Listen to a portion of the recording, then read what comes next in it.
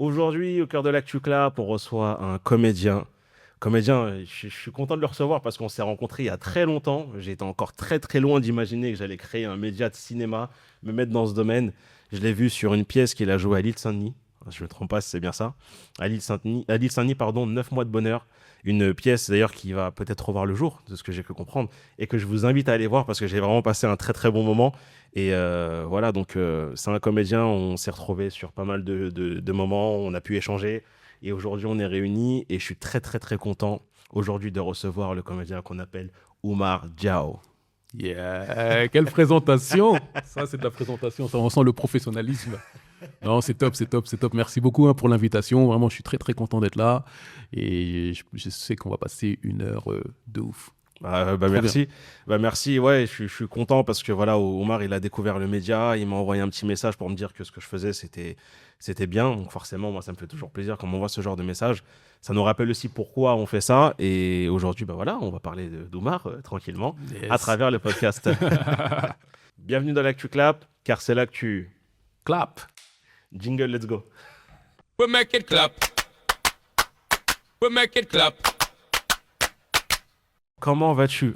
Je vais très, très bien. Vraiment, je vais très, très bien. Et comme je te disais, je suis vraiment très content d'être là. Et oui, c'est moi qui t'ai envoyé cette invitation. Enfin, c'est moi qui me suis invité à ton podcast parce que vraiment, j'ai suivi un peu tout ce que tu fais. J'ai regardé les interviews des potes comédiens et tout ça. Et je me suis dit que ouais, j'aimerais bien venir ici chez toi et parler un peu aussi de mon parcours et discuter un peu avec toi et échanger, quoi. Donc voilà, je suis là. Moi, en tout cas, sache que ça me fait extrêmement plaisir et je pense que voilà, c'est. En fait, si tu as eu envie de venir dans ce média, je pense que c'est parce que tu as dû capter peut-être l'énergie, ce que j'essaye de mettre en avant. Et Exactement. ça fait plaisir, en fait, d'avoir ça, de comédiens aussi qui sont quand même confirmés. Parce que c'est vrai que des fois, on a tendance à être chez nous à se poser la question de est-ce qu'on fait ça pour la bonne cause? Hmm. Est-ce qu'on n'est pas en train de se tromper? Et c'est vrai que ton message, il m'a redonné un petit coup de boost parce que les gens, ils voient pas le off, mais on a souvent des moments de doute. C'est normal ça. Et Hmm. voilà, donc je suis très très content de te Et recevoir. bah, plaisir partagé. Comme tu le sais, vu que tu connais un peu le concept, aujourd'hui on va parler de toi, de ton parcours, de savoir qu'est-ce qui t'a motivé justement à te lancer dans le domaine du cinéma. Alors forcément, la première question, c'est à quel moment est venu l'amour du cinéma? À quel âge ça a commencé cette première approche avec le 7e art? Ok, l'amour du cinéma, bon, déjà, il faut savoir que, enfin, moi, tu sais, j'ai eu la chance de pouvoir faire mon premier casting quand j'avais 11 ans, tu vois. Ok. Parce qu'en fait, mon père, à l'époque, il travaillait à l'ambassade du Sénégal. Et il y avait un film qui devait se tourner, c'était pour France Télévisions, qui devait se tourner entre la France et le Sénégal, tu vois. Et à l'époque, tu sais, j'avais 11 ans, donc ils avaient peut-être les directeurs de casting, il n'y avait pas encore beaucoup de comédiens, de jeunes Ouais. comédiens noirs, c'est vraiment, tu vois. Donc ils se sont dit, bon, on va aller à l'ambassade du Sénégal, on va demander aux gens qui travaillent là-bas s'ils ont des enfants, etc. C'est pour leur faire passer le casting. Et mon père, il vient un soir, il me dit, Oumar, écoute, il y a un film là, machin, et j'aimerais bien qu'on y aille pour voir si tu veux faire ce film-là, etc. À cette époque-là, moi, je comprends rien du tout. Pour Ouais, la vérité, tu vois, je comprends rien. Je fais OK, j'y vais. Et je me souviens que sur la route et tout, il me dit, je me souviens très bien parce que moi, je viens de Mantes-la-Jolie, tu vois. J'ai Ok. grandi à Mantes-la-Jolie au Je Val-Forêt. connais très très bien. Et on est sur l'autoroute A13. Je me souviens comme si c'était hier. On est sur l'autoroute A13 quand on passe le tunnel de Saint-Cloud, là, tu vois. Et parce que là, en fait, quand tu passes le tunnel de Saint-Cloud, c'est là que tu vois Paris. Ouais. tu vois. C'est vrai, en Et, plus, ouais. et il me dit à ce moment-là, il me dit, bah voilà, en plus, tu vois, si jamais t'es pris dans ce film, plus tard, tu pourras faire des grands films et tu pourras montrer ça à tes enfants et tout et tout. J'avais 11 ans, tu vois. C'est impressionnant. Et donc, j'arrive et tout, je passe le casting, tout ça, et je savais pas vraiment comment ça se passait. Vraiment, c'était comme ça. Comme là, toi et moi, tu vois, avec ces lumières, pareil, la même Ouais. chose. Il y avait une personne qui était face à moi, elle me posait des questions, mais j'étais intimidé, j'étais pas bien, je savais pas trop quoi lui répondre et tout. Et il y avait un cousin à moi aussi qui avait passé le casting aussi. Parce qu'on père en a parlé aussi aux autres, tu vois. Et mon cousin, lui, il a été rappelé en callback, Ok. tu vois. Big up à Hassan. Je sais pas s'il s'en rappelle. Et moi, j'ai pas été rappelé, tu vois. Mais à cette époque-là, je m'en fous, tu vois, je calcule pas. Et quand le film sort sur France Télévisions, ça s'appelait Mami Toubab, c'était avec Annie Cordy, tu vois. Ok, ouais, ok. Et là, je vois le film, on regarde le film et mon père me dit, tu vois, c'était pour ça, Omar, je t'avais emmené. Et là, je regarde le truc, je vois le gamin qui a été choisi et je vois son parcours dans le film. Il tourne en France, ensuite il va au Sénégal pour retrouver ses parents et tout et tout. Et là, je me dis, moi, en tant que Sénégalais en plus, d'origine, Ouais. je vois ça, je me dis, ça aurait pu être moi ce petit en fait, tu vois. Et à partir de là, je me suis dit, j'ai envie de faire du cinéma. Mais c'était pas genre l'amour du cinéma, Ouais. c'est juste J'ai envie de faire la même chose que lui, tu vois. Mais avant ça, il y avait quelque chose qui te passionnait? T'étais dans le foot, quelque chose ou Parce que c'est vrai que Ouais. comme ça, on te dit, on te met dans le cinéma. Ouais, bah, j'ai comme tous les gamins de cité, hein, tu connais, on est tous inscrits dans les clubs de foot, Ouais. machin. J'ai même fait de la boxe française pour te dire, Ok. tu vois. J'ai fait tous ces sports-là. Mais à partir de là, je sais pas, j'ai eu ce truc-là de me dire, ouais, j'ai envie de faire ça, j'ai envie de faire ça, j'ai envie de faire ça. Et je me souviens aussi, ça remonte à plus longtemps, j'étais en primaire, c'était en CE2. Il y avait des intervenants qui étaient venus, c'était des intervenants théâtre, etc. Ils étaient venus dans notre classe et on avait écrit une pièce avec eux. Ok.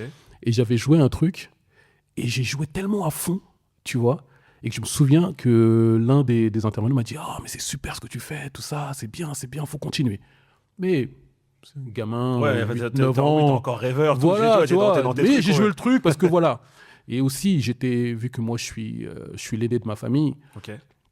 je suis le seul garçon, j'ai que des sœurs. Et j'ai Bah, j'ai un petit frère maintenant, aujourd'hui, mais sinon, je suis resté avec que des filles pendant très longtemps. Pareil, donc c'est pour ça que je pense à. Ah ouais? Ouais. Toi aussi? Ouais. Mais non. Je te jure. Incroyable. Je te jure, seul garçon dans la famille. Ouais. Incroyable. Bah, tiens, voilà, bah, toi, tu sais. Ouais, 3 sœurs, le chouchou. Voilà, c'est ça. Et donc, je me retrouvais souvent seul, tu vois. Et donc, je me créais toujours mon univers. Et tu sais, quand t'es gamin, t'es là, tu t'imagines plein de choses, etc. Tu te crées des films et tout. Et je jouais, en fait. Je jouais tout le temps. Et ça, mes potes, ils savent pas, tu vois. Ils savent pas. Mais tu vois, j'étais très, tu vois, dans mon monde un peu, tu vois. Ouais. Et en fait, je pense que j'avais déjà ça en moi, mais je ne savais pas exactement, tu vois. Et peut-être que, après, tu sais, moi, je crois en Dieu. Hein, je me dis que si Dieu a permis qu'à 11 ans, je passe ce casting-là, que mon père m'emmène faire ce truc-là, c'était pas pour rien. Et aujourd'hui, je pense que le résultat, il est là. Ouais, bien sûr. Ouais. Donc voilà, quoi. Un peu comment ça a commencé pour moi dans ma tête, le cinéma, tu vois. Donc du coup, quand tu vois justement le film, tu t'es dit, moi aussi, j'ai envie de faire ça, c'est ce que j'ai envie de faire. Comment ça se passe après dans ton parcours? Ouais. Est-ce que tu décides de t'inscrire à des cours de théâtre? Est-ce que justement, tu sais pas trop comment t'y prendre, donc tu te rapproches peut-être de certaines structures? Parce que je sais que des fois, dans les villes, il y a des structures, des fois, qui t'accompagnent sur ce genre de choses. Tu vois, des structures jeunesse qui vont dire, ah, tu veux faire du cinéma? Bah attends, on va essayer de voir si on peut pas t'inscrire sur un casting. Ouais. Comment ça se passe en fait juste après? Et bah, figure-toi que ça s'est pas du tout passé comme ça, tu vois. Ouais. Parce que moi, mon père, il était très, très, voilà, dans l'école, ça c'est très, très important pour lui. Et il fallait que, tu vois, je suive mon cursus scolaire vraiment, voilà, au maximum. T'as vu, j'ai eu la chance, je suis allé jusqu'à l'université, tu vois. J'ai fait les choses correctement, tu vois, parce que c'était ça qui m'animait aussi, parce que j'aimais aussi l'école, tu vois. Mais en fait, le truc, c'est que, tu sais, comme je t'ai dit, j'ai grandi au Val-Forêt. Et dire à mes potes que je vais faire du cinéma, je pense que les mecs, on n'aurait pas compris, tu vois, le délire, tu vois. Et on m'aurait mis sur ce truc, tu vois. Ah, tu veux faire du cinéma, mais qu'est-ce que tu me racontes, toi, là, tu veux faire du cinéma où, machin, t'es ici avec nous, tu parles de quoi? Tu connais un peu la cité, comment on faisait. Donc, en fait, je me suis toujours caché de ça. J'en parlais pas, en fait. Et donc, forcément, j'allais pas voir les structures. Il y avait des structures à Mantes-la-Jolie c'est par exemple la structure Chopin, où il y avait des gens qui faisaient du théâtre, ou même de la musique, et tous ces genres de choses, mais je n'y allais pas parce qu'en fait, c'était pas une honte ou quoi, c'était juste, je voulais pas, voilà, que les gens sachent ce que je veux faire. Mais ensuite, c'est bien que tu me poses la question parce que c'est... Et quand j'ai eu mon bac, ensuite je suis allé à la fac, j'étais à la fac de Cergy, j'ai fait l'histoire, tu vois, parce que l'histoire, ça m'anime énormément et ça, en plus, ça fait écho avec ce que je fais aujourd'hui. Et de là, en fait, je me suis dit, non, c'est pas ma place. Je me rappelle, hein, j'étais en cours magistral, tu vois, et je me suis dit, non, en fait, non. Là, il faut que je me lance, tu vois. Parce que toi, dans un coin de ta tête, t'as toujours, enfin, même malgré le fait que ton père t'a dit les études, c'est les études, t'avais toujours ça dans un coin de ta tête. Toujours dans un coin de ma tête. Parce que c'est vrai que des fois, on peut avoir tendance à. Bien sûr. On dit, bah, en fait, non, c'est pas fait pour moi. Et on passe à autre chose. Mais c'est toujours resté dans ma tête. Okay. Parce que j'ai toujours été le mec qui, même en cours, etc., je m'appelle même au collège, que ce soit au collège ou au lycée, à raconter des histoires et à jouer plein de rôles. Ok, d'accord. Je l'ai toujours fait. En fait, ça t'a toujours animé. Ça m'a toujours animé. Et quand je me souviens, donc je sors de la fac et je me dis, c'est ce que j'ai envie de faire. Tu vois, et à partir de là, mais je ne sais pas comment m'y prendre. Parce que je n'ai pas de contact, je ne connais rien du tout dans le cinéma. Et là, je vais au cinéma, je me souviens avec un ami à moi, et on regarde un film, c'était Banlieue 13, je crois. Ouais, à l'époque, ouais. Tu vois, ça remonte. Ouais. Et je regarde le film et tout, et à la fin du film, je me lève comme ça, on se lève, et je lui dis comme ça, frérot, écoute-moi bien, je te jure devant Dieu qu'un jour, tu me verras dans un écran comme ça. Et là, lui, il me dit, Inch'Allah. Alors que c'est beau. Mais c'est beau parce qu'il y a des potes, ils auraient dit, mais qu'est-ce que tu me racontes? C'est ça le truc. Parce que lui-même, normalement, il aurait dû dire ça. Mais qu'est-ce que tu racontes? Vas-y, va jouer, tu vois. Mais il m'a dit, Inch'Allah. Et ça s'est arrêté là, tu vois. Et c'est la première personne à qui j'en ai parlé vraiment ouvertement, tu vois. Et donc, ensuite, à partir de là, je recherche un peu sur Internet et tout ça, les castings et tout. Je vais sur les sites et tout ça. À ce moment-là, tu étais toujours à Mantes. Je suis toujours à Mantes. Parce qu'en fait, vu qu'ils te disent que les vrais contacts, tout, des fois, tu t'es fait sur Paris. Ouais, je suis resté à Mantes, moi. Parce que Mantes, c'est pas à côté. Hein. C'est pas à côté, 60 km. Expression directe, ils l'ont dit. À 60 km à l'ouest de la capitale. Tu vois, c'est très très loin, Mantes. Chaque fois que je dis Mantes-la-Jolie, je me dis, oh, les gens me disent, oh, Mantes-la-Jolie. Ouais, c'est à la limite. Après, c'est la Normandie. C'est ça, justement, c'est ça le truc. Tu vois, et Mantes, c'est un village, tu vois, Mantes. Et franchement, je suis tellement heureux et content d'avoir grandi dans cette ville parce que ça m'a beaucoup aussi appris pas mal de choses, tu vois. Et ça m'a permis aussi de garder la tête sur les épaules, tu vois. Bien sûr. Et donc, quand je passe, je regarde sur Internet et tout, je cherche un peu des trucs, machin. Et là, je tombe sur un truc, une annonce. On me dit, l'annonce, c'est oui, recherche pour un court-métrage, 5 rôles principaux. Et là, je vois un personnage qui me correspond, tu vois. Et moi, qu'est-ce que je fais? Donc, à l'époque, tu sais, début d'Internet, on sait pas trop comment ça marche, tu vois. Bien sûr. Je prends l'adresse et tout, je prends une photo de moi, je tape une enveloppe, j'envoie ça, tu vois, à la personne par courrier. Ah ouais, là, tu es remonté à une époque. Parce que moi, c'est vrai que envoyer des photos. Mais parce que je savais pas, je savais qu'on pouvait, mais à l'époque, tu connais. C'était début d'Internet. Mais voilà, j'ai envoyé ça comme ça. Et la personne, elle me rappelle, elle me dit, oui, bonjour, je me présente, je dis son nom, Audrey Strogo, et j'aimerais bien vous rencontrer, etc. Je vais vous rencontrer pourquoi? Pour le casting. Et là, je deviens fou. Je fais, wow, incroyable. Là, juste ça, déjà, c'était un truc de fou pour moi. Je me suis dit, là, je vais passer un casting pour un film, tu vois. Et donc, j'arrive et tout, on se rencontre. C'était à Porte de Pantin, dans un petit théâtre qui s'appelle Darius Milhaud. Et là, on échange un peu. C'était même pas vraiment un casting, on échangeait, elle voulait apprendre à me connaître. Et ensuite, après, dans l'après-midi, elle m'a dit, tiens, tu prends ce texte-là, tu l'apprends. Et il y a une personne qui va te donner la réplique et tout. Et donc, je fais le truc, tu vois, normal. Ça se passe super bien. 2 jours après, elle m'appelle, elle me dit, écoute, j'ai bien aimé ce que tu as fait, je te prends dans mon film. T'as vu, frérot, la patience, elle a payé. Hein. Frérot, tu sais cet appel-là, c'est comme si j'avais gagné un Oscar. Ouais, je vois très bien. Je te jure. Mais en fait, c'était tellement un truc. En fait, là, je me suis dit, je vais réellement commencer à faire ce que j'aime, tu vois. C'était un truc de fou. Le sentiment, il était tellement énorme. J'arrive même pas vraiment à te l'expliquer tellement c'était ouf, quoi. Tu vois. Elle me dit ça, presque j'en ai les larmes aux yeux. Parce que c'est ça, parce que je voulais faire ça depuis longtemps, mais juste je le cachais, je le gardais en moi. De 11 ans jusqu'à plus de 18 ans. Voilà, tu vois. Ça, ouais. Et je le gardais en moi, je le voulais pas, tu vois. Et là, c'était la première fois que vraiment j'allais... Même ma mère ne savait pas, tu vois. Et je fais et donc, on tourne le film, c'était à Neuilly-Plaisance. Et en fait, ce qu'elle avait fait, elle avait écrit un long métrage, tu vois. Elle avait pris une scène de son film, elle l'avait tournée, pour ensuite pouvoir le proposer, vendre. Ouais, exactement, pour avoir un pilote. Pour avoir le budget, pour voilà, pouvoir faire exactement. le long. Et donc, on tourne le truc et tout. Et le film, il passe super bien avec elle, tu vois. À l'époque, en plus, elle avait 22 ans. Très, très jeune réalisatrice. Ouais. Et là, on fait le truc et tout. 1 an après, elle a Canal+, Gaumont, qui lui achète le truc. Incroyable. Et là, on se retrouve... 1 an après, je me retrouve sur un plateau de long métrage. J'ai pas d'agent, j'ai rien du tout. Comment tu vis cette expérience?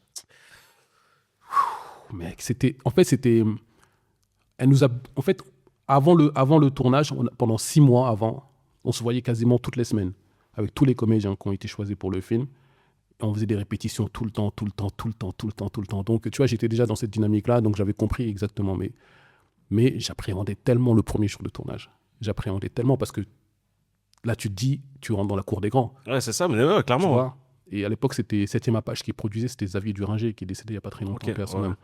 Ouais. Et tu vois, et là, tu te dis, là, je suis avec des grands, en fait, tu vois. Et le premier jour de tournée, je me souviens, on est... non, mais avant ça, on fait une soirée de début de tournage, soit juste avant le tournage, genre 1 semaine avant. Et je me souviens, le directeur de production à l'époque, nous, on est là, on s'amuse, on est des gamins, on rigole, on fait tout, tu vois. Et là, le directeur de prod qui dit, regardez, là, ils s'amusent, là, mais tu vas voir, dans 1 semaine, là, ils vont machin, les chocottes. Et moi, je l'entends. Oh, ouais. Et tu sais, j'ai un truc, moi, après, j'arrive pas à garder des choses pour moi.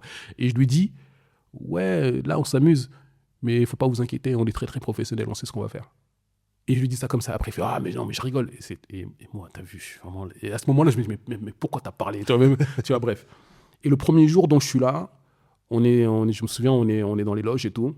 Et là, j'ai une douleur au niveau des côtes, mais une douleur intercostale énorme. Et là, je suis en stress, je suis pas bien. Et je vais voir le coach qui s'appelle Frédéric Deuf-Barbet.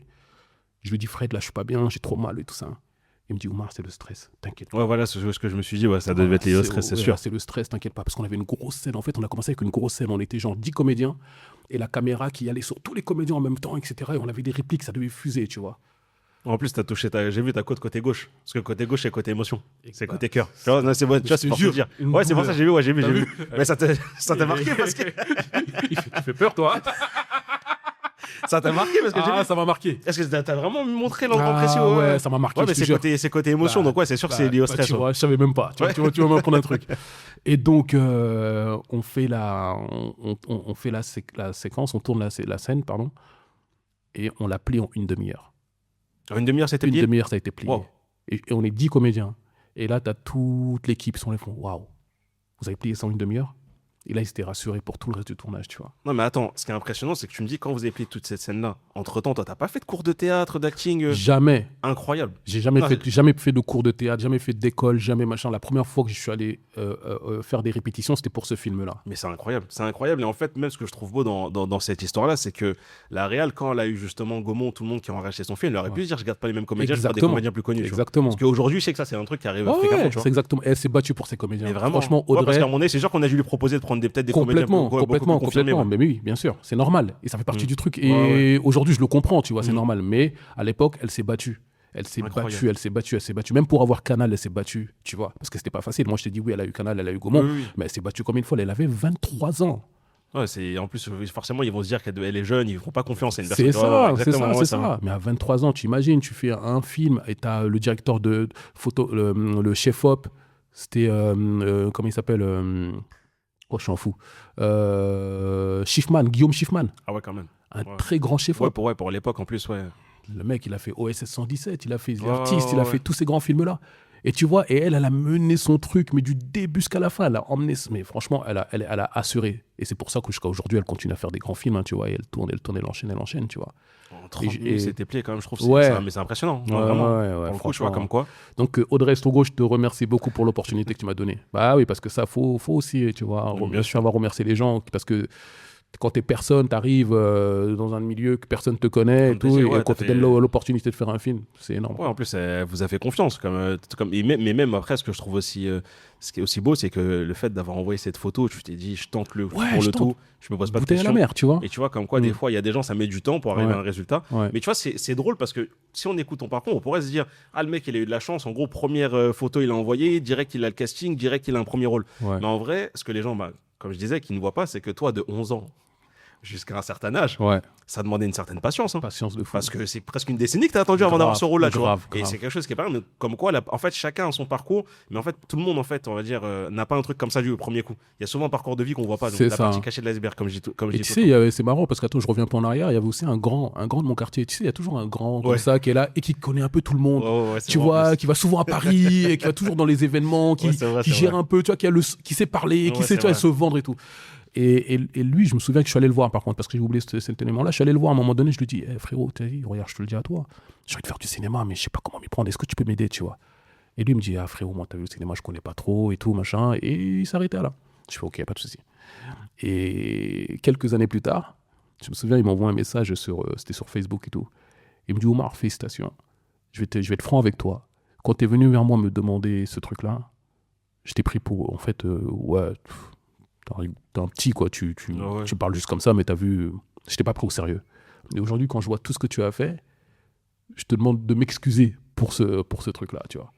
Et moi, j'avais oublié ce truc, tu vois. Oui, non, c'est sûr. Après, je lui dis, mais il n'y a pas de souci, frérot, il n'y a aucun souci, tu vois. Mais voilà, moi, il a été franc. Ouais, c'est ce que j'allais dire, la franchise, au moins, elle a été belle, parce qu'il y a des gens qui, des fois, vont pas croire en toi. Et c'est dur, en fait, d'aller aussi, ce que tu dis, c'est un petit du quartier, je me rabaissais devant lui pour lui dire, je suis désolé. Tu vois, et il l'a fait, il a dit, donc j'ai trouvé ça bien. Même toi, ça a dû te donner encore plus de grave.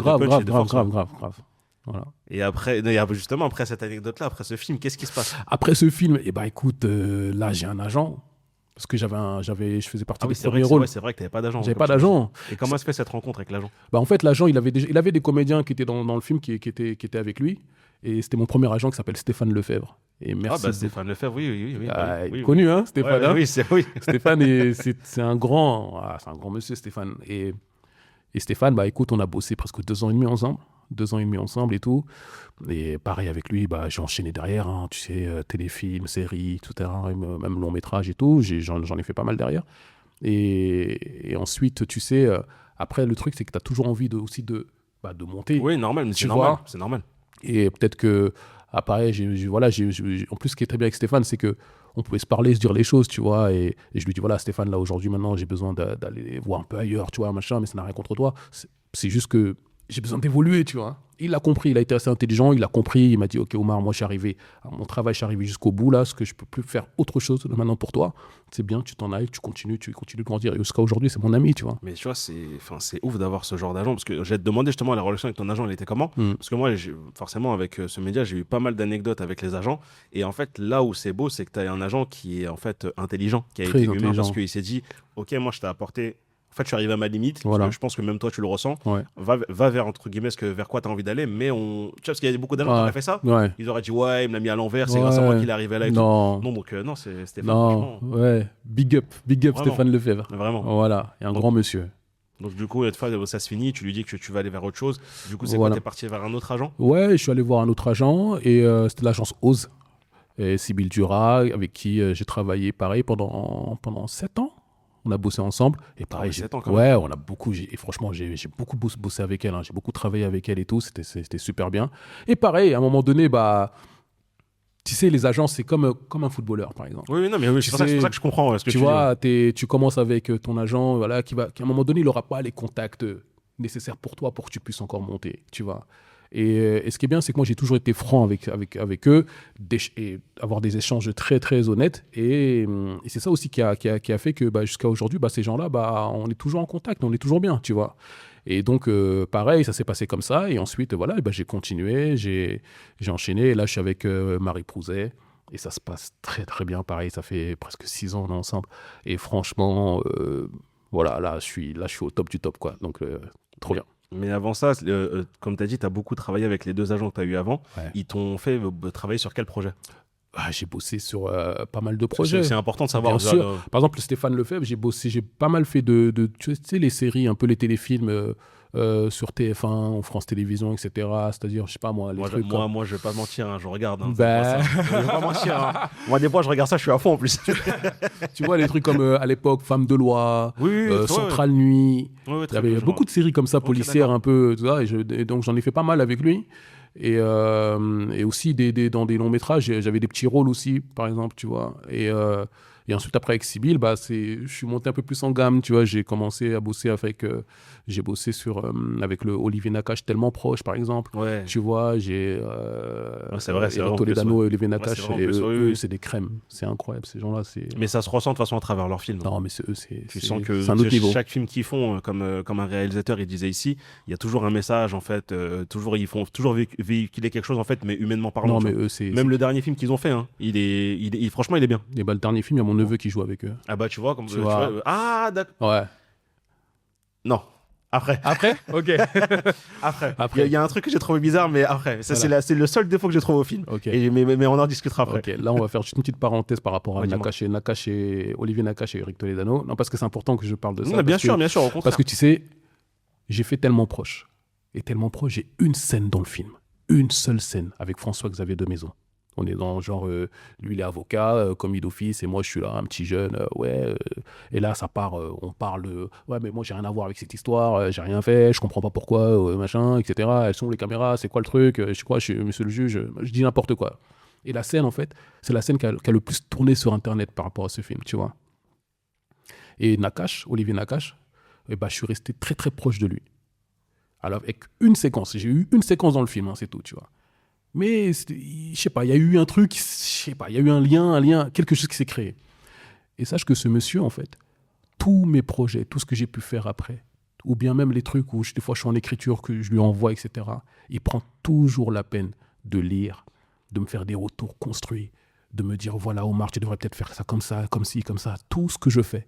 Et franchement, c'est rare. Ouais, c'est vrai. Tu vois, c'est vrai.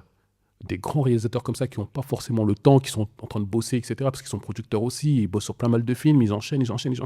Et il a toujours pris le temps de Enfin, il a toujours pris le temps de me faire des retours sur mes projets, etc., etc. Et ça, je tiens à lui remercier pour ça parce que vraiment, c'est une très, très belle personne. Bon, moi, en tout cas, comme je t'ai dit, vraiment à travers les. Parce que forcément, ils ont aussi écrit le film Hors Normes.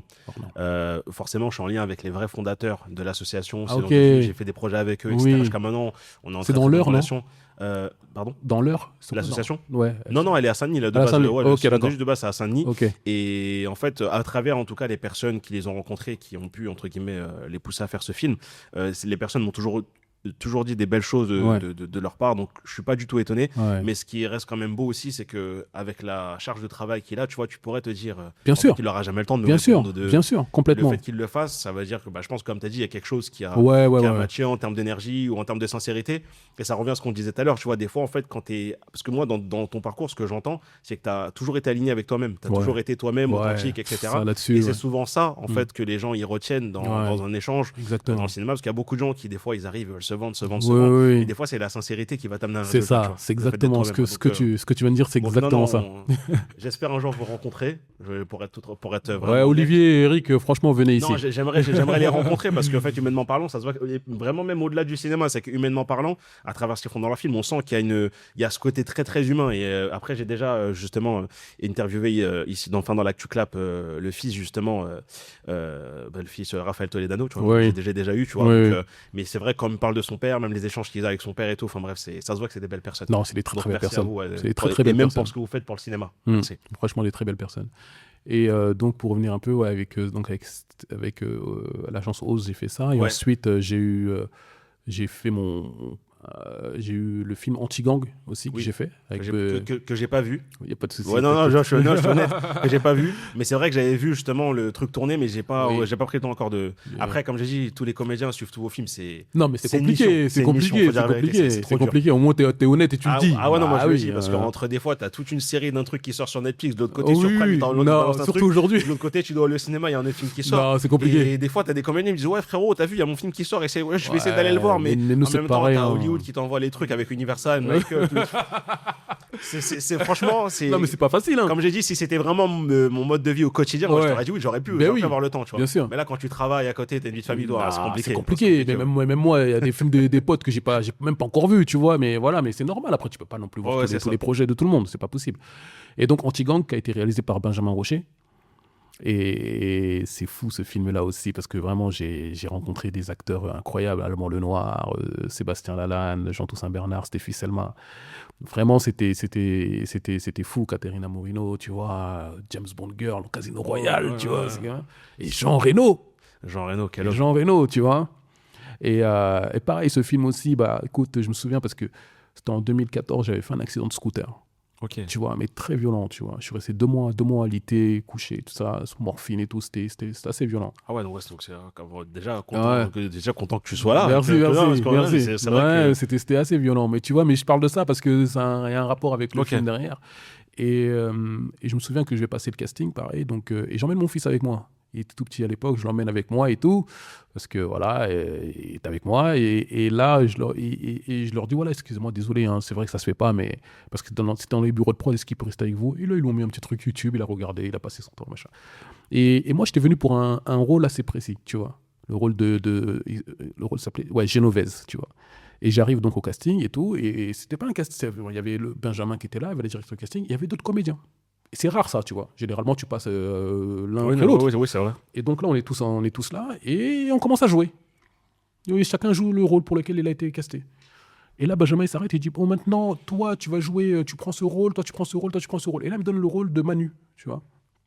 Et donc, ça se passe super bien. Et 2-3 jours après, il m'appelle, il me dit, écoute, Omar, voilà, déjà, sache que je te veux dans le film. Et déjà, je suis comme... en fait, je le dis comme ça. Pour lui, c'est tellement normal, tu vois. Ouais, en fait, je le dis comme ça. La réception, elle c'était ouf. Il me dit, ouais, je te veux dans le film. Par contre, ça sera pas pour le rôle de Génovèse, mais celui de Manu. Mais celui de Manu, il est encore beaucoup plus important que voilà, c'est ce que tu vois. Et là, je lui dis, bah ouais. Il me dit, ça te va?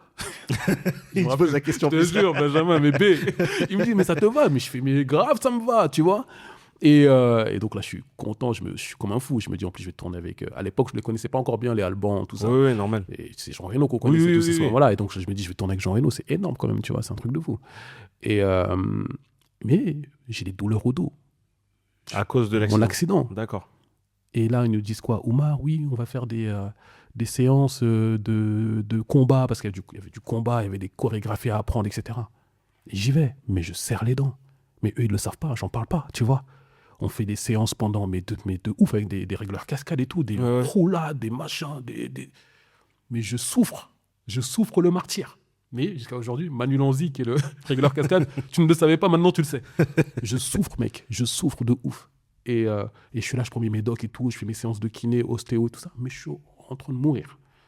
Mais l'ostéo, ça va quand même, tu lui as dit pour les. Oui, Ah ouais, je ouais. lui ai dit, mais il m'a dit, mais même lui, il devait. il m'a dit, mais vas-y, mollo, tu vois, et tout ça. Mais je fais, mais j'ai pas le choix, je peux pas, en fait. Il faut pas que je leur montre que, tu vois, j'ai pas envie que j'ai pas envie de perdre le rôle, tu vois. Ouais, non, je comprends totalement. Et donc voilà, je suis en souffrance pendant 2 mois.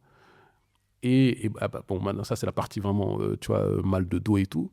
Et après, il y a le truc aussi, Jean Reno n'était pas là, parce qu'il tournait avec Sean Penn à New York, etc. Et 2 mois, et pendant ces 2 mois, tu te dis, j'espère que ça va bien se passer avec lui, tu vois. Ah, forcément, ouais, forcément, ça donne une petite pression. Ah, ça reste quand même Jean Reno. Une grosse pression. Ouais. Une grosse pression. Et là, je me dis, mais j'espère vraiment que ça va bien se passer. Parce que c'est Jean Reno quand même, t'as vu? Tu as passé 2 mois de tournage avec lui, Oumar. Il faut que ça se passe bien. Parce que si jamais c'est bizarre, waouh, tu vas aller sur le plateau, tu seras jamais à l'aise, tu vois. Et donc, premier jour de tournage, et moi, c'est avec lui. Direct. Frérot, je descends de la loge et tout, et je le vois arriver au loin comme ça. Et là, et moi, je marche vers lui, lui marche vers moi. Et là, je fais, waouh. Et mes jambes, elles tremblent, tu vois. Et là, il arrive, je fais bonjour. Il me fait bonjour. Je fais Oumar, enchanté. Et il me dit Gérard Lanvin, enchanté. Et il me fait une blague. Ouais, donc déjà. Voilà, déjà, je fais ok, c'est cool. Et machin. Voilà, et après, on tourne une scène, c'était sur un toit, genre, tu vois. Et on tourne une scène et tout. C'était ma première séquence, tu vois, moi. Et genre, on tient, Alban et moi, on tient un mec comme ça, tu vois, dans le film, tu vois, on tient un gars, on est sur le toit et on le tient. Ouais, dans le vide, quoi. ouais. Et là, Jean Reno, il lui pose une question.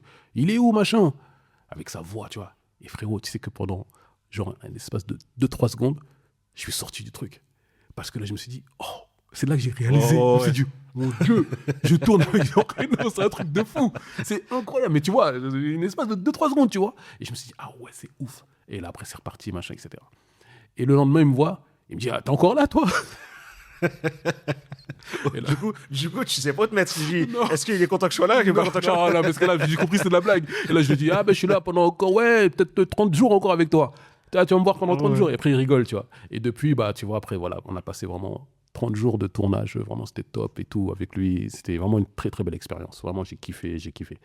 Tu sais qu'il y a une anecdote belle que tu as racontée sans t'en rendre compte, où je trouve ça tellement beau. En fait, tu vois, tu me disais que ton père, tu sais, à l'âge de 11 ans, il t'a dit viens faire un premier casting, etc. Ouais. Et là, en fait, je sais même pas si tu t'en es rendu compte, mais t'as ramené ton fils, en fait. Ouais.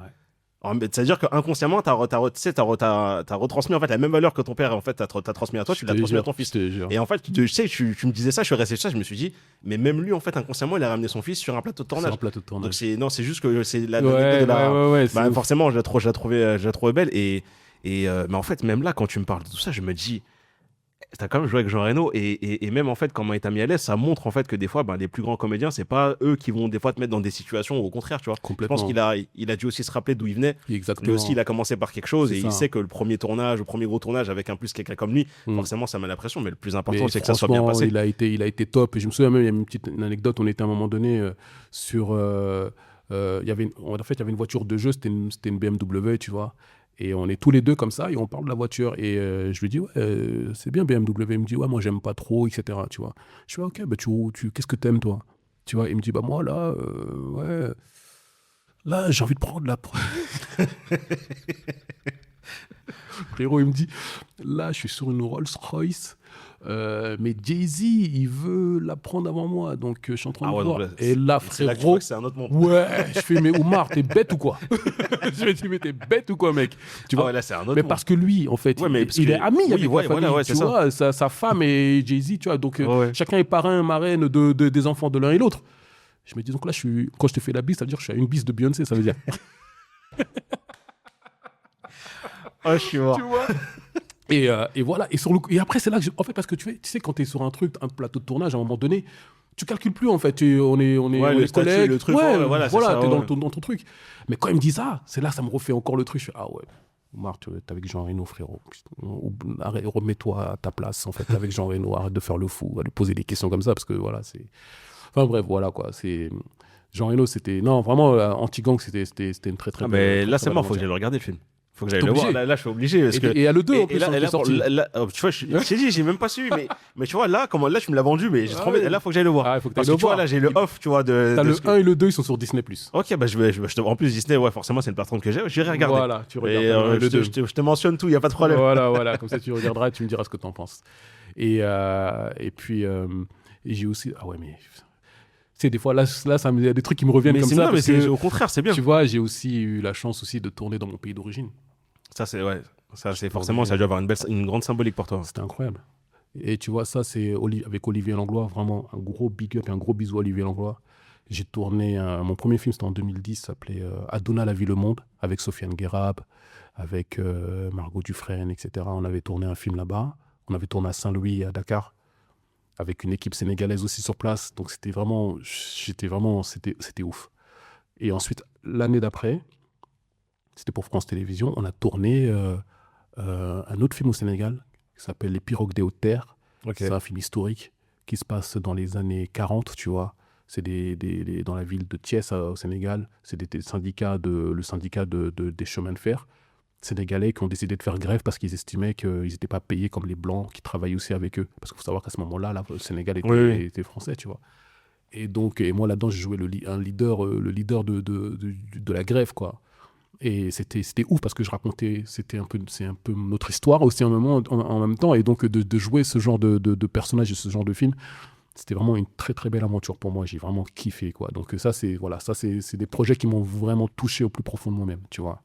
Et j'ai même fait aussi un autre film aussi, pareil, c'est un court-métrage pour Arte qui s'appelle Terre-Mer, avec Fianso, Mamadou Koulibaly et Hicham Yacoubi. On a eu la chance de tourner au Sénégal, pareil, et en Mauritanie aussi.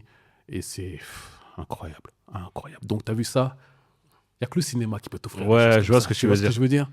Et tu sais, je reviens aussi à ce que je disais, parce qu'il y a tellement de choses. Après, je pense qu'on n'aura pas le temps de tout raconter, mais tu sais que quand mon père il m'a dit, Oumar, je t'emmène faire ce casting et que plus tard, tes enfants verront tes films, etc., etc.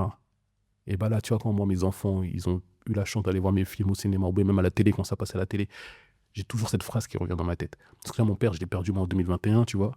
Et même quand il était sur son lit d'hôpital, avant de mourir, j'avais un casting que j'avais fait. Et il me posait toujours la question, alors, t'as des nouvelles ? Et jusqu'à aujourd'hui, il ne sait pas si je l'ai eu ou si je ne l'ai pas eu, tu vois. Et il est parti avant ça, tu vois. Mais pour te dire que cet homme-là, moi, il m'a toujours considéré comme son fils, mais son ami, tu vois. On a toujours eu des échanges très, voilà. De toute façon, j'entends qu'il y a une très très belle relation. Ouais, c'était, tu vois, avec ma c'est mère aussi, ouais, ma mère ouais, aussi, non, je tu sais vois. très bien, ouais. Mais tu sais, le papa. Le plus important, c'est ce que tu gardes. En fait, Voilà. parce qu'on sait que des fois, avec les papas, c'est dur d'avoir des. C'est ça. Voilà, Et moi, j'ai eu cette relation-là avec lui, tu vois. Et c'est cette relation aussi que j'ai envie d'avoir aussi avec mes enfants, tu vois. Et c'est très, très important parce que la communication, c'est quelque chose qui te rassure quand tu parles avec tes parents. Parce que quand vous ne communiquez pas, bah, vous êtes là, t'es livré peut-être à toi-même. Tu vois, tu peux faire des trucs qui ne sont pas... Voilà, mon père, il a toujours été, voilà, très, très... Il nous a toujours très encadré, que ce soit mes sœurs et moi, et très, très carré surtout, tu vois. Et donc, voilà, là, je lui rends hommage aussi. Monsieur Diao, je vous rends hommage. Parce que c'est un grand monsieur, c'est un grand monsieur. Bah, sache que ça me touche que tu fasses ça, en tout cas, dans l'Actu Clap. Parce que moi... En fait, tu m'as enlevé forcément là, parce que j'allais te poser la question, qu'est-ce que tu dirais justement à ton père qui t'a accompagné, parce que c'est lui en fait qui t'a amené dans le cinéma, malgré le fait que ton rêve il s'est réalisé vraiment des années après. Ouais. Mais non, en fait, moi, t'as vu, je suis dans ce média-là, c'est très très humain. Ouais. Moi, quand on parle forcément de ce type de relation, qu'on parle des parents, c'est toujours quelque chose qui me touche. Et même moi, même si, en fait, tu vois, à travers ce que tu me dis, bah en fait c'est comme si je rencontrais un peu cette personne à travers des anecdotes et ça se voit que c'était une belle personne parce que comment t'en parles, au-delà même du fait que ça soit ton papa, ça se voit que qu'il avait une très très belle âme, parce que pour être même sur un lit d'hôpital et continuer à demander est-ce que le casting t'a été pris, pas pris, c'est vraiment en fait un papa qui a été investi, donc merci à lui. Merci à lui et merci surtout à toi. Et je voulais aussi rendre hommage aussi à la mère de mes enfants aussi, Diana aussi, qui a été aussi très très très là. Oui, Diana. Ouais, tu la connais? Bah oui, Ouais. c'est pour ça. C'est pour ça. Oui. Oui. Et vraiment, j'ai Forcément. envie de lui rendre hommage parce que vraiment, ça a été une personne qui a été très présente aussi, qui m'a soutenu de fou dans tous mes projets, dans tout ce que j'ai pu faire, tu vois, qui a été tout le temps là. Et il y a eu échange de bons procédés aussi, tu vois. Et voilà, big up. Diana, ça je tiens à te le dire et merci pour tout ça quoi, parce que c'est important aussi parce que vraiment c'est une belle personne, elle aussi elle est réalisatrice, tu vois, et j'espère que vraiment qu'elle pourra faire ses projets et tout ça, qu'elle pourra aller le plus loin possible parce qu'elle mérite et c'est une femme bien, donc voilà. Que dire après tout ça? Non, oui, forcément, ouais, parce qu'en fait, j'avais le doute, j'étais pas sûr, mais oui, Diana, je connais très bien. Diana MH. Oui, je la connais très, non, je la connais très bien et je la remercie aussi également parce que, bah, déjà, à travers ce que tu dis, ça me confirme vraiment la personne qu'elle est, parce que c'est vraiment une belle personne, comme tu l'as dit, et c'est surtout une personne qui encourage énormément les gens à atteindre leurs objectifs et c'est le genre de personne qui, tu vois, va te donner de la force. Exactement. Dans des moments où, en fait, t'en as besoin, dans des moments où t'as des gens qui vont dire, je vais venir te soutenir, mais ils viennent pas. Et à chaque fois qu'on a pu échanger sur le cinéma, sur l'Actu Club, sur plein de choses, ça a toujours été de bons conseils. Donc merci du fond du cœur, Diana. Et reste comme t'es, parce que regarde ce que tu fais là. Donc voilà. Non, franchement, waouh. Non, mais parce qu'en fait, là, avec tout ce que tu as raconté, même l'anecdote par rapport à ton papa et tout, c'est juste impressionnant. Bon, après, moi, je tiens quand même à préciser que comment on s'est rencontrés, c'était sur la pièce dans laquelle tu jouais. Oui, on a même pas le temps de parler de... Ouais, c'est vrai, non, c'est dans la pièce dans laquelle tu jouais qui va revoir le jour, Alain. 9 mois de bonheur. 9 mois de bonheur qui est justement un moment où tu vis en fait la pièce, mais tu rigoles, il y a des séquences d'émotions et en fait il y a un très très beau message derrière. On a pu justement se revoir après sur Stein. T'étais venu, je sais plus c'était pour quelle projection, mais je t'avais rencontré à Stein, je t'avais même félicité par rapport à ça. Et voilà, donc merci en tout cas. Merci à toi. Merci pour ce que t'as dit. Merci. Et là, en fait, forcément, il y a une question qui me vient à l'esprit, c'est quand tu regardes ton parcours, tu vois en fait que tout ce que tu as fait, tu t'es pas posé de questions, tu as fait ce qu'il fallait faire, que tu as quand même patienté pendant un certain nombre d'années, parce qu'il y a beaucoup de gens qui vont croire que ton parcours dans le cinéma commence en fait arrivé quand tu as plus de 18 ans, mais en fait, il a commencé quand tu avais 11 ans, et il y a eu forcément un grand moment de patience qu'il a fallu avoir par rapport à la vie, les aléas de la vie. Qu'est-ce que toi, tu dirais aux personnes qui aimeraient se lancer aussi dans le domaine et qui des fois ont tendance à peut-être douter parce qu'ils se disent que des fois il y en a, ils ont peut-être un parcours facile parce que premier casting, premier truc, ils ont premier rôle, mais on se rend compte qu'à travers ton parcours ça n'a pas été le cas. T'es tombé sur une réal qui t'a fait confiance, mais tu t'es quand même aussi donné les moyens. T'es tombé sur une réal qui s'est battue pour te garder quand le projet du long métrage a vu le jour. Qu'est-ce que toi tu dirais à toutes ces personnes qui peut-être encore hésitent à se lancer dans le domaine? Parce que moi, si je mets des personnes en avant dans ce média-là, c'est aussi pour motiver des personnes. Pour motiver des personnes, bien sûr. Le cinéma t'apporte des choses que tu ne pourras jamais en fait vivre ou savourer en dehors du cinéma. Bien sûr. Non, mais c'est très bien ce que tu dis parce que tu vois, moi j'ai eu la chance aussi de rencontrer pas mal de jeunes, tu vois, de faire des masterclass, de faire même des cours d'acting, etc. Parenthèse, masterclass, là je vais être totalement sincère avec toi et je sais que tu as rigolé. Masterclass, je te jure, j'ai vu une masterclass de toi avec Kerry James. Oui. J'ai vu le prix, j'ai dit je viens pas. C'était trop cher. C'était Kerry James. Ouais, c'était trop cher. Je te jure, Sadio, il m'a envoyé le lien. Il m'a dit, ouais, t'es chaud d'y aller et tout. Ouais. À ce moment-là, c'était trop compliqué, financièrement parlant. Ouais, j'ai vu le prix, j'ai dit, Sadio, je vais pas y aller. J'ai dit, franchement, Sadio, je les aime bien. Je vais pas y aller, c'est trop cher. Oui. Non, j'avoue que c'était cher. Mais ouais, parce mais que je te jure que l'intention, le cœur, il était vraiment, j'avais vraiment envie de venir. Mais à ce moment-là, c'était trop cher. C'était ouais. Mais parce qu'en fait, c'était avec un organisme, tu vois, qu'on avait fait ça, tu vois, ils avaient leurs locaux et tout. Je comprends totalement. Sinon, tu vois, non, attention, je suis pas en train de te dire que le prix ne valait pas par rapport à ton travail. Rien à voir. Là, je te parle vraiment à moitié de personnel, parce que c'est une anecdote. Je me suis rappelé, là, quand t'as dit, j'ai donné des masterclass, ça m'a fait flash direct. Et je te jure que je voulais venir. Je te jure que le cœur, il y était. C'était bien, parce que Kerry, j'ai aucun doute. En plus, Kerry, il était malade ce jour-là. Il était un peu malade et tout. Il a dit, vas-y, Omar, je vais venir, mais il est resté 2 heures. J'ai aucun doute. Vraiment, je voulais venir. Mais j'ai dit, j'avoue, les gars, je vous aime de tout mon cœur. Mais là, je peux pas. Oui, non, mais je peux comprendre. Et tu parlais des jeunes, excuse-moi. Voilà, donc tu vois, j'ai toujours voulu échanger, moi, comme ça, même à Mantes-la-Jolie, d'ailleurs. J'allais souvent voir des jeunes là-bas, parce que maintenant, il y a beaucoup de structures de jeunes qui font du théâtre, qui se lancent un peu. Au-delà de ça, même artistiquement parlant, il y a des groupes de danse connus. Oui, parce que moi, de base, je suis danseur. Donc, ouais, je connais très bien le milieu de la danse. Ok. Donc, je connais Capella. Oui, tous.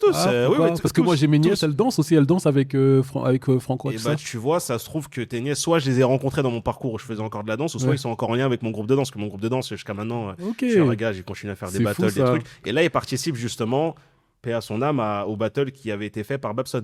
D'accord. D'accord, ok. donc le Circle Underground, là, ils sont là, mon Ah, crew, ça. il participe cette année. Ok. Donc ouais, c'est incroyable. pour ça que je te Tu dis vois, que, ouais, tout est lié, tout est c'est ça lié. que je t'ai dit, monte la jolie samedi. Tout est lié, tout est lié. Et donc oui, et voilà, donc j'ai changé beaucoup avec eux.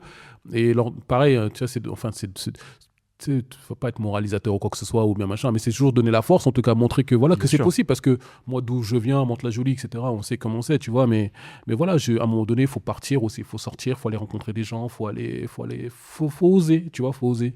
Après voilà, c'est juste ça. Après maintenant, des doutes, on en aura toujours, hein, tu sais. Jusqu'à aujourd'hui, moi j'ai des doutes. Hein. Tu sais, il y a des moments où je me lève, je me dis.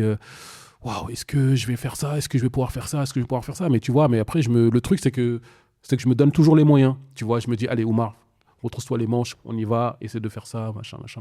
Et c'est ça qui me permet aussi de toujours, de pas rester dans une routine et de toujours essayer de faire plusieurs projets même à la fois. Tu vois, Ouais, bien sûr. j'essaie, quoi, tu vois. Après, il y en a qui marchent pas, il y en a qui peuvent voir le jour, mais c'est en faisant les choses que tu vois, en fait, si ça peut marcher ou pas. Mais en tout cas, ouais, c'est la seule chose que je pourrais leur dire, c'est ça, en fait. C'est vraiment se donner les moyens, de saisir les opportunités et puis aller à fond, quoi, tout simplement. Et au-delà comme tu as dit, des doutes que tu as eu, est-ce que dans toute ta carrière, parce que c'est vrai que je t'ai pas posé la question, il y a eu un moment donné où tu as eu, je sais pas, une anecdote ou quelque chose où tu t'es dit, ah, peut-être que le cinéma, c'est pas fait pour moi. Parce que tu sais, des fois, il y a beaucoup de gens qui peuvent être face à des situations. Oui. Comme tu as dit, des fois, ça peut être sur un plateau d'un vrai projet que Ouais, tu ouais. as pu faire. Ouais. Et des fois, tu sais, une rencontre, Ouais. une interaction, des fois, tu te dis, ah, peut-être que là, ce milieu, il n'est pas fait pour moi. En Parce que fait, c'est aussi bien de T'as montrer raison, des moments de doute, tu vois. bien sûr, t'as complètement raison. Et en plus, tu vois, mais c'est pas que le cinéma, je me suis pas dit que le cinéma n'était pas fait pour moi. Je me suis pas dit ça. Mais j'ai eu des moments de doute. Parce qu'à un moment donné, il y avait mon travail. Tu vois, parce que les gens, en fait, ils voient ce que toi, tu as envie de leur montrer. C'est ça, Tu sais, exactement. Et pour toujours essayer d'exister aux yeux des gens, tu mets des petits trucs des fois, que ce soit sur les réseaux, etc., pour que les gens... Et les gens, des fois, ils sont là, ils font « Waouh, tu bosses de fou, machin. » Mais il y a des moments... C'est pour ça qu'il y a beaucoup de menteurs Il y a dans le milieu. des moments, je vous jure, il y a des moments, je suis à la maison, je suis là, j'ai rien dans les poches. Et ça, faut comprendre que faut pas se dire que parce que tu m'as vu faire un grand film un jour, que forcément je suis arrivé. Non, c'est des montagnes russes, le cinéma. Tu vois, c'est des moments où tu es là, un autre moment tu es en bas. Et ça, c'est pas que moi. Même les plus grandes Ouais, stars, bien sûr. tu vois, ça leur arrive, sûr. tu vois, ce genre de trucs. Et les gens qui pensent que voilà, on a fait un film et c'est bon, c'est parti, etc. Oui, ça, c'est bien. Mais c'est pas ça qui fait que tu n'as pas des doutes à un moment donné dans ta carrière. Il faut surtout se dire que c'est pas parce que tu as fait un grand film que ça veut dire que c'est bon, c'est C'est- acquis, c'est acquis. Non. En fait, tu as toujours des surprises. Tu as toujours Ça, des c'est important surprises. que les Tu as gens toujours soient des au courant, ça, surprises, vraiment. tu vois. Et il y a des moments où je me suis dit, ça c'est vrai. Il y a un moment où je me suis dit, parce que je tournais vraiment moins, tu vois. Et heureusement, il y avait le théâtre qui était là où je pouvais toujours jouer. Et ça, je remercie vraiment Dieu pour ça. Mais à un moment donné, dans le cinéma, je me suis dit, pas que le cinéma n'est pas fait pour moi, je me suis dit, Oumar, si d'ici un an et demi, tu vois que ça n'évolue pas, ça ne bouge pas ou c'est machin, frère, lève le pied. Je me suis dit ça, tu vois. Et après, à ce moment-là, je me suis dit maintenant, je vais faire quoi? Total lâcher prise. Je ne vais plus me prendre la tête. Ça ne veut pas dire que je ne vais pas faire les causes, mais je ne vais plus mettre ça, genre, en gros, mon objectif, c'est absolument ça. Si je ne l'ai pas, non. J'ai fait un lâcher prise total, mais total. Et je te jure que depuis ce moment-là, quand j'ai fait ce lâcher prise-là, et bah, j'ai eu là les projets qui sont arrivés.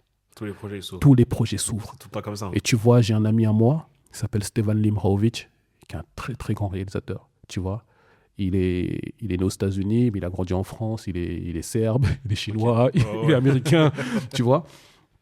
Et lui, j'ai fait 2 films avec lui, 2 longs métrages avec lui. Il m'a donné les rôles principaux, tu vois. Et en fait, on était vraiment dans ce truc de mec, on le fait, on kiffe quoi. On n'est pas dans un truc de calcul ou quoi que ce soit. Et je te jure, le deuxième film qu'on a fait, qui s'appelle Where There's Love, There Is No Darkness en anglais, tu vois. Ce film-là, aujourd'hui, il n'est pas encore sorti, hein, tu vois, mais il a voyagé partout dans le monde. Et tu sais, pendant toutes ces années où j'étais là, où je me battais, machin, la bagarre pour avoir le rôle, pour machin, si je l'ai pas, c'est pas normal, il faut absolument que je puisse l'avoir. T'as vu, j'avais cette énergie-là, ce truc de... Mais quand j'ai eu ces moments de doute-là, où j'ai pris du recul sur moi, je me suis dit, mais en fait, Oumar, c'est pas la bonne vision. Il faut changer, en fait, ta manière de faire les choses. Et j'avais jamais rien gagné de quoi que ce soit. Mais depuis ça, Là, cette année 2025, par exemple, avec ce film-là, où j'ai gagné 4 prix meilleur acteur. J'avais jamais gagné un prix dans ma vie, tu vois. Et tu as vu toutes ces années, depuis toutes ces années, je fais du cinéma. Et tu vois, et là, je me dis, en fait, mets tout entre les mains de Dieu. Tu vois, à un moment donné, quand tu lâches prise, ça veut dire que tu lui fais confiance. Ça veut dire que tu te dis que voilà, tu vois. De toute façon, on le voit bien qu'on contrôle rien dans cette vie. On contrôle rien, mec. On contrôle rien du tout. On contrôle rien du tout. En fait, quand tu penses contrôler, ça veut dire que tu crois que tu contrôles mieux que lui. Non, non, non, pas du tout. Inconsciemment ou indirectement, inconsciemment, c'est ce qu'on se dit. Il faut dire la vérité, tu vois. Et même quand tu dis, mais il y a des gens, des fois, ils peuvent dire, mais lui, il arrive, machin, machin. Oui, mais il arrive parce que Dieu a décidé qu'il est là. Exactement. Ça veut dire que tu n'es pas content pour ce que Dieu lui a donné. Exactement. C'est-à-dire que tu as un problème, pas avec lui, mais avec ton créateur. Et là, moi, je suis. Ouais, là, on prend pas de risque. Là, on prend pas de risque, tu vois. Là, on n'est pas dans un truc de. Voilà, Ouais. tu vois. Et là, je me dis, mec, fais confiance en Dieu, fais les causes, fais les choses que tu dois faire, mais ne te prends pas la tête. Si Dieu veut que tu arrives là, tu y arriveras. Et je te jure que depuis ce moment-là, tu vois que voilà, c'est réel, quoi. Je le vois en tout cas. Bon, en tout cas, voilà, au moins les gens qui regarderont, ils verront la méthode. Il n'y a pas de méthode miracle. Non. Je pense que des fois, il faut vraiment laisser, là, comme tu as dit, lâcher prise. Lâcher prise Totale. Ouais. Et ouais, non, en fait, pour rebondir sur ce que tu disais, quand tu dis qu'on contrôle vraiment rien, c'est comme je dis tout le temps aux gens, je dis c'est quand tu te lèves le matin. Regarde, des fois, tu te lèves, tu dis ma journée, elle va se passer comme ça, je fais un programme. Ouais. Et des fois, tes journées ne se passent pas du tout comme tu l'avais prévu. Moi, je crois que c'est vraiment avec ce type d'anecdote, je me suis dit, en fait, c'est là que tu vois qu'on est au contrôle de rien. Contrôle de rien. Est-ce que moi, hier, cette heure-ci, je savais que j'allais être ici avec toi? C'est vrai, parce que regarde, tu m'as dit, ouais, quand tu veux, on le fait. Et en fait, moi, je me suis dit, tu sais quoi, vu que là, on est dans l'élan, autant le faire tout de suite s'il y a possibilité. Parce que tu m'as dit que tu partais en tournage et tout. Et c'est un peu ça. Mais en tout cas, non, merci en tout cas pour ce que tu as pu dire. Parce que wow, c'est vrai que ça reste quand même inspirant et ça motivera, je pense, d'autres personnes à se lancer dans le domaine. C'est vrai qu'on n'a pas parlé aussi de ton actualité. Là, je sais pas pourquoi tu pars en tournage. Je sais pas si tu as vraiment parlé ou pas. Mais c'est quoi les prochains projets qui arrivent? Qu'est-ce qui... Bon, il y a des projets, je n'ai pas le droit d'en parler pour le moment. Il y en a certains, je peux pas, malheureusement. Mais sinon, là, j'ai fait un long métrage qui s'appelle Le Bourreau des cœurs, avec Biran Ba, qui fait partie de la comédie française, tu vois. Oui, bien sûr. Tu vois, Biran Ba, comédie française, tu vois ce que je veux dire, avec Zoé Marshall et Fadili Camara. Ah, trop bien. Donc, ouais, on a tourné ça il n'y a pas longtemps. Et donc, voilà, donc on est content. On espère que le film, en tout cas, il plaira. En tout cas, nous, on était contents de le faire. Donc, là, normalement, ça sortira très, très bientôt, Inch'Allah. Ok, d'accord. Ouais, et sinon, après, il y a des projets, mais malheureusement. Non, après, si tu veux en parler, non, mais tant déjà. J'ai envie d'en parler. Ouais, non, je sais, mais tu veux pas. Non, mais en tout cas, tant que déjà, il y a des projets qui arrivent, ça fait plaisir. Et 9 mois de bonheur, qu'on va reprendre avec Malika Béliard, parce que cette pièce, elle a été arrêtée malheureusement à cause du Covid. Ouais, je m'en rappelle. Tu vois, et on voulait continuer de la jouer, nous, tu vois. Et donc là, j'ai dit, Malika, vas-y, viens, on reprend le truc et j'ai envie de remonter sur scène et tout ça. Du coup, c'est quoi? Vous allez faire une tournée ou il y a un théâtre précis où vous allez Non, jouer... je pense qu'on va faire des dates un peu comme ça et faire des petites tournées aussi. Bah, j'essaierai de regarder en tout cas. Oui, de toute façon, je te dirai. Je te dirai. Et puis voilà, et puis sinon, ouais, j'ai aussi des projets en écriture aussi sur lesquels je travaille. Un gros projet, un gros film qui s'appelle sur le massacre de Tcharoy. Donc là, je travaille là-dessus à fond avec Laura Bui et Jean-Pierre Sec. Voilà, ça je peux en parler parce que c'est mon projet, je peux te le dire. Voilà. Donc en plus, on en a déjà parlé, même sur les réseaux et tout. Donc là, on travaille sur ce gros projet-là, quoi. Bah écoute, encore énormement de bonheur dans ce que tu entreprends. Merci beaucoup. J'espère que tes projets continueront à voir le jour et que tu continueras justement à t'exprimer, à montrer ce que tu transmets à travers la caméra. Parce que, comme j'ai dit, au-delà de l'acteur, on sent qu'il y a ce côté humain. On sent qu'il y a aussi justement... je pense que si on devait même définir ce truc-là, là en fait, je sais pas, c'est comme ça que ça me vient, mais je me rends compte de quand tu as la bénédiction des parents. Tu vois, ton papa, il t'a toujours accompagné dans le cinéma. Et là, jusqu'à maintenant, malgré qu'il soit pas là, on pense à lui. Hein. Il est franchement un très, très... que Dieu lui fasse miséricorde vraiment, parce que c'est une personne, voilà, comme on entend par ça, c'est une belle personne. Et d'avoir la bénédiction justement des parents. Comme et ma mère aussi, elle est tellement... Elle est là, elle est là. Tu sais, quand il y a mes films qui sortent, elle est trop contente, tu vois. Une fois, je me rappelle, il y avait un film qui sortait, c'était sur France Télé, regardez, elle était trop heureuse. Après, c'est maman, c'est normal. Ouais, tu vois. Voilà, que Dieu la préserve aussi. Voilà, c'est plus important. Et merci en fait à tes parents de t'avoir toujours accompagné dans ce que tu fais parce que Mhm. et voilà, merci à Diana, merci à tout le monde. Merci. Est-ce que tu as un petit mot de fin que tu aimerais dire avant qu'on clôture justement ce podcast Le mot de fin, c'est merci à toi, pour de vrai. Rien. Merci à toi de m'avoir invité et j'espère vraiment que ton média verra encore beaucoup plus, enfin, que ça va grandir encore de plus en plus et que parce que vraiment, c'est cool et j'aime bien l'énergie, la bonne vibe. T'as passé un bon moment. C'est grave, Voilà, c'est donc tu t'es pas bienveillant, trompé. c'est Tu bienveillant. t'es pas trompé quand. Non, voilà. non, pas du tout. C'est vraiment ça, c'est bienveillant et vraiment, on est bien. Et Ouais, merci merci. à Melinda aussi. Ouais, mais Melinda, t'inquiète, Melinda, j'avais dédicace tout le temps. Voilà. Ouais, merci à Melinda aussi qui fait Ouais. un travail remarquable. Je remercie aussi Bobo Prod parce que c'est vrai que Bobo Prod m'accompagne dans la production de ce média. Et merci à Bilal, merci à Emmanuel, merci à tout le monde parce que c'est une équipe formidable. Ils nous accompagnent, ils nous envoient même des fois des conseils. C'est-à-dire que c'est pas juste ils t'accompagnent pour t'accompagner, c'est vraiment de faire attention à des détails. Ils respectent l'ADA. Donc merci à toutes ces personnes-là. Merci forcément à toutes les personnes qui prennent le temps de regarder les interviews, les podcasts de l'Actu Club qui accompagnent justement tout cet univers depuis des années. Merci encore à toi, Omar, d'être Merci. venu. Merci de t'être livré. Ça m'a vraiment touché le fait que tu parles quand même de choses qui sont assez personnelles. Merci. Et le fait d'avoir justement pu avoir l'hommage vis-à-vis de ton papa, pour moi, ça, c'est vraiment des petites choses enfin, petites pour Oui, certains, mais oui. grandes pour d'autres, Bien mais sûr. qui me touchent vraiment, tu vois. Parce que le fait de te confier, ça veut dire vraiment que tu te sentais bien. Et Le moi, ça me grave. fait plaisir. Et moi, ça me fait plaisir. Trop Et bien. de toute façon, tu seras toujours le bienvenu dans Merci. l'Actu Club. S'il faut revenir parler, s'il y a d'autres Grave. projets. Moi, comme j'ai dit, voilà, quand on rentre dans l'Actu Club, c'est une famille. Merci encore à toutes les personnes qui prennent le temps de regarder. On fera en sorte de toujours vous amener des podcasts de qualité avec des personnes de qualité. Merci à toi. Et on se dit à très très vite, la famille. Ciao, ciao. Ciao, ciao.